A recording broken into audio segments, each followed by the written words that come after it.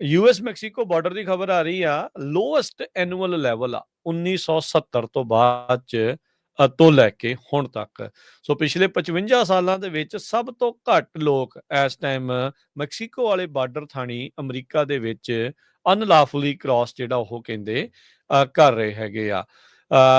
ਕਹਿੰਦੇ ਵੀ US border patrol agent ਨੇ fiscal year 2025 ਦੇ ਵਿੱਚ 2,38,000 ਜਿਹੜੀਆਂ ਐਪਰੀਹੈਂਸ਼ਨਸ ਕੀਤੀਆਂ, ਯਾਨੀ ਕਿ ਲੋਕਾਂ ਨੂੰ ਫੜਿਆ ਜਿਹੜੇ ਸਦਰਨ ਬਾਰਡਰ ਤੋਂ ਇਲੀਗਲੀ ਕ੍ਰਾਸ ਕਰ ਰਹੇ ਸੀਗੇ। ਕਹਿੰਦੇ ਵੀ ਇਹ ਨੰਬਰ ਜਿਹੜਾ ਹੁਣ ਅਕਤੂਬਰ ਦੇ ਵਿੱਚ ਪਿਛਲੇ ਸਾਲ ਸ਼ੁਰੂ ਹੋਇਆ ਸੀਗਾ ਤੇ 30 ਸਤੰਬਰ ਨੂੰ ਖਤਮ ਹੋਇਆ ਸੀ। ਇਹ ਜਿਹੜਾ ਮੁੱਢਲਾ ਡਾਟਾ ਆਇਆ ਆ ਉਸ ਦੇ ਵਿੱਚ ਜਿਹੜਾ ਉਹ ਦੱਸਿਆ ਗਿਆ ਆ। ਇਹ ਨੰਬਰ ਕਹਿੰਦੇ ਵੀ ਲੋਐਸਟ ਐਨੂਅਲ ਟੈਲੀ ਆ ਬਾਰਡਰ ਪੈਟਰੋਲ ਦੀ 1970 ਤੋਂ ਬਾਅਦ ਚ।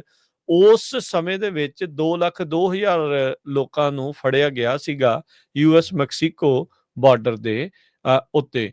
2022 ਦੇ ਵਿੱਚ ਰਿਕਾਰਡ ਟੁੱਟ ਗਿਆ ਸੀਗਾ, 2.2 ਮਿਲੀਅਨ ਲੋਕਾਂ ਨੂੰ ਜਿਹੜਾ ਉਹਨਾਂ ਨੇ ਮੈਕਸੀਕੋ ਥਾਣੀ ਬਾਰਡਰ ਤੋਂ ਜਿਹੜਾ ਯੂਐਸ ਦੇ ਵਿੱਚ ਆਉਂਦਿਆਂ ਫੜਿਆ ਸੀਗਾ। ਛੱਡਿਆ ਸੀ, ਯਾਨੀ ਫੜ ਕੇ ਛੱਡ ਦਿੱਤੇ ਸੀ। ਹਾਂਜੀ, ਨਹੀਂ ਐਪਰੀਹੈਂਸ਼ਨਸ ਜਿਹੜੀਆਂ ਹੋਈਆਂ, ਹਾਂਜੀ, ਕੁਝ ਫੜੇ, ਕੁਝ ਛੱਡੇ, ਕੁਝ ਵਾਪਸ ਘੱਲੇ। ਸੋ ਮਲਟੀਪਲ ਬਹੁਤੇ ਜਿਹੜੇ ਆ ਉਹ ਪਰ ਅਮਰੀਕਾ ਦੇ ਵਿੱਚ ਉਹਨਾਂ ਨੂੰ ਆਉਣ ਦਿੱਤਾ ਗਿਆ ਸੀਗਾ।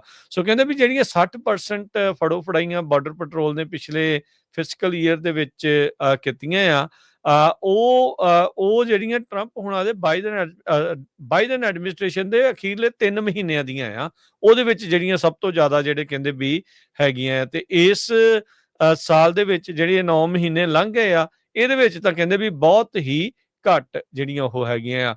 ਟਰੰਪ ਹੁਣਾਂ ਦੇ ਪਹਿਲੇ 8 ਮਹੀਨਿਆਂ 'ਚ ਬਾਰਡਰ ਪੈਟਰੋਲ ਏਜੰਟਸ ਜਿਹੜੇ ਸਦਰਨ ਬਾਰਡਰ ਦੇ ਉੱਤੇ ਸਾਈਨ ਕੀਤੇ ਗਏ ਆ, ਉਹਨਾਂ ਨੇ ਦੱਸਿਆ ਹਰ ਮਹੀਨੇ 9,000 ਤੋਂ ਘੱਟ ਲੋਕਾਂ ਨੂੰ ਜਿਹੜਾ ਆ ਉਹ ਫੜਿਆ ਗਿਆ ਆ। ਇਹ ਉਹ ਨੰਬਰ ਆ ਜਿਹੜਾ ਬਾਈਡਨ ਹੁਣਾਂ ਦੇ ਕਾਰਜਕਾਲ ਦੇ ਵਿੱਚ ਕਹਿੰਦੇ ਇੱਕ ਦਿਨ ਦੇ ਵਿੱਚ ਇੰਨੇ ਬੰਦੇ ਲੰਘ ਜਾਂਦੇ ਸੀਗੇ ਕਿਸੇ ਟਾਈਮ ਦੇ ਉੱਤੇ, ਤੇ ਜਿਹੜੇ ਹੁਣ ਮਹੀਨੇ ਦੇ ਵਿੱਚ ਇਹਨਾਂ ਨੇ ਜਿਹੜੇ ਉਹ ਲੰਘੇ ਆ। ਸੋ ਇੰਟਰਨਲ ਜਿਹੜਾ ਡਿਪਾਰਟਮੈਂਟ ਆਫ ਹੋਮਲੈਂਡ ਸਿਕਿਉਰਿਟੀ ਦੇ ਜਿਹੜੇ ਨੰਬਰ ਸਾਹਮਣੇ ਆਏ ਆ, ਸਤੰਬਰ ਮਹੀਨੇ 'ਚ ਮਹਿਜ 8400 ਲੋਕਾਂ ਨੂੰ ਜਿਹੜਾ ਇਹਨਾਂ ਨੇ ਫੜਿਆ ਆ। ਉੱਦਾਂ ਅਗਸਤ ਦੇ ਵਿੱਚ 6300 ਸੀਗਾ, ਜੁਲਾਈ 'ਚ 4600 ਸੀਗਾ। ਉਹਦੇ ਨਾਲੋਂ ਫਿਰ ਦੁਬਾਰਾ ਜਿਹੜੇ ਇਹ ਨੰਬਰ ਪਹਿਲੋਂ ਨਾਲੋਂ ਜਿਹੜੇ ਉਹ ਵਧੇ ਨੇ, ਪਰ ਫਿਰ ਵੀ ਪਿਛਲੇ ਕਾਰਜਕਾਲਾਂ ਦੇ ਮੁਕਾਬਲੇ ਇਹ ਕਾਫੀ ਘੱਟ ਜਿਹੜੇ ਉਹ ਨਜ਼ਰ ਆ ਰਹੇ ਹੈਗੇ ਆ। ਸੋ ਵਾਈਟ ਹਾਊਸ ਦੇ ਜਿਹੜੇ ਸਪੋਕਸਵੂਮਨ ਐਬੀਗੇਲ ਜੈਕਸਨ, ਉਹਨਾਂ ਨੇ ਇਹ ਕਿਹਾ ਵੀ ਪ੍ਰੈਜ਼ੀਡੈਂਟ ਟਰੰਪ ਨੇ ਜਿਹੜਾ ਆਪਣਾ ਵਾਅਦਾ ਕੀਤਾ ਸੀਗਾ ਸਦਰਨ ਬਾਰਡਰ ਨੂੰ ਸਿਕਿਉਰ ਕਰਨ ਦਾ, ਉਸ ਨੂੰ ਉਹਨਾਂ ਨੇ ਪੂਰੀ ਤਰ੍ਹਾਂ ਡਿਲੀਵਰ ਕੀਤਾ ਆ, ਜਿਹਦੇ ਬਦੌਲਤ ਅੱਜ ਅਮਰੀਕਾ ਸੁਰੱਖਿਅਤ ਆ।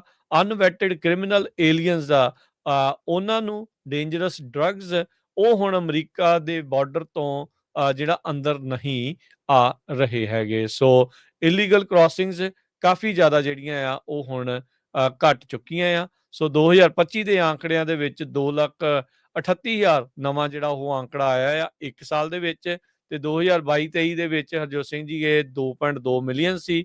22 ਦੇ ਵਿੱਚ 2.2 ਮਿਲੀਅਨ, 23 'ਚ 2 ਮਿਲੀਅਨ, 24 ਦੇ ਵਿੱਚ 1.5 ਮਿਲੀਅਨ ਜਿਹੜਾ ਉਹ ਸੀਗਾ, 21 'ਚ 1.6 ਮਿਲੀਅਨ ਸੀਗਾ, 20 ਦੇ ਵਿੱਚ ਜਿਹੜਾ ਹਰਜੋਤ ਸਿੰਘ ਜੀ ਇਹ 4 ਲੱਖ ਸੀਗਾ, 19 ਦੇ ਵਿੱਚ ਇਹ 8 ਲੱਖ ਸੀਗਾ।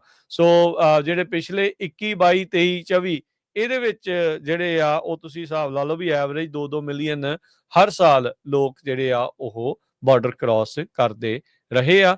ਤੇ ਜਿਹੜੇ ਮਾਈਗ੍ਰੇਸ਼ਨ ਪਾਲਿਸੀ ਇੰਸਟੀਚਿਊਟ ਦੇ ਐਨਾਲਿਸਟ ਨੇ ਏਡਰੀਅਲ ਰੂਇਜ਼ ਸੋਟੋ, ਕਹਿੰਦੇ ਵੀ ਇਹ ਹੁਣ ਨਵਾਂ ਨਾਰਮਲ ਬਣ ਚੁੱਕਾ ਆ, ਜਿੱਥੇ ਬਾਰਡਰ ਕ੍ਰਾਸਿੰਗ ਬਹੁਤ ਜ਼ਿਆਦਾ ਜਿਹੜੀਆਂ ਉਹ ਘਟ ਗਈਆਂ ਨੇ। ਤੇ ਇਹੀ ਲੱਗ ਰਿਹਾ ਵੀ ਆਉਂਦੇ ਸਮੇਂ ਦੇ ਵਿੱਚ ਇਹ ਜਿਹੜੀ ਸਖਤੀ ਆ ਇਦਾਂ ਹੀ ਚੱਲਦੀ ਰਹੇਗੀ।